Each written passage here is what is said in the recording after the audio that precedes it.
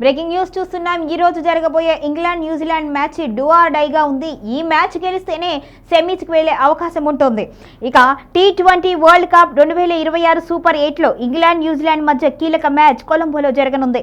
ఇప్పటికే సెమీస్కు అర్హత సాధించిన ఇంగ్లాండ్ అజేయంగా కొనసాగాలి అనే లక్ష్యంతో బరిలోకి దిగుతోంది. న్యూజిలాండ్కు మాత్రం ఇది డూ ఆర్ డై అనే మ్యాచే.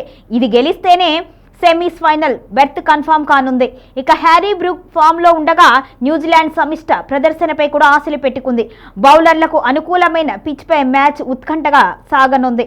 మొత్తానికైతే ఈ మ్యాచ్కి సంబంధించి ఉత్కంఠ అయితే కొనసాగుతోంది. T20 వరల్డ్ కప్ 2026 సూపర్ 8 దశలో భాగంగా ఇంగ్లాండ్ న్యూజిలాండ్ మధ్య కీలక పోరు జరగనుంది.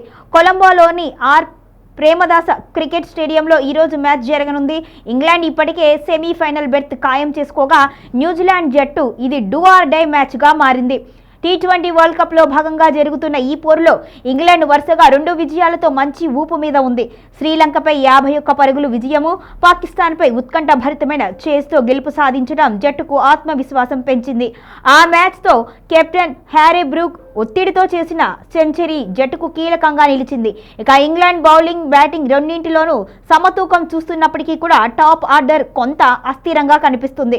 అయినా కూడా సూపర్ 8ను అజేయంగా ముగించాలి అనే లక్ష్యంతో ఈ మ్యాచ్ బరిలోకి దిగుతోంది. మరోవైపు న్యూజిలాండ్కు ఈ మ్యాచ్ అత్యంత కీలకం కానుంది. పాకిస్తాన్తో మ్యాచ్ వర్షం కారణంగా రద్దవగా శ్రీలంకపై 61 పరుగుల తేడాతో గెలిచి నెట్ రన్ రేట్ను మెరుగుపరుచుకుంది. ఈ మ్యాచ్ గెలిస్తే నేరుగా సెమీఫైనల్కు అర్హత సాధిస్తుంది. ఓడితే మాత్రం పాకిస్తాన్కు అవకాశాలు మిగిలే పరిస్థితి ఏర్పడనుంది. ఇక T20లో ఇంగ్లాండ్ న్యూజిలాండ్తో హెడ్ టు హెడ్ రికార్డులో ఇంగ్లాండ్ ఆధిక్యంగా ఉంది. అయినప్పటికీ కూడా న్యూజిలాండ్ ఇటీవల ఫామ్, జట్టు సమతూకం ఈ మ్యాచ్ను ఉత్కంఠభరితంగా మార్చనున్నాయి. ఇప్పటి వరకు ఇరు జట్ల మధ్య 30 మ్యాచ్లు జరగగా ఇంగ్లాండ్ 16, న్యూజిలాండ్ 10 విజయాలు సాధించగా 4 మ్యాచ్లలో ఫలితం తేలలేదు.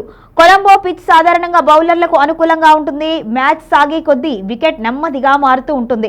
ఇప్పటి వరకు ఇక్కడ జరిగిన మ్యాచ్ల్లో ఎక్కువగా ముందుగా బ్యాటింగ్ చేసిన జట్లే గెలిచాయి. అందుకే టాస్ గెలిచిన జట్టు బ్యాటింగ్కే మొగ్గు చూపే అవకాశం ఉంది.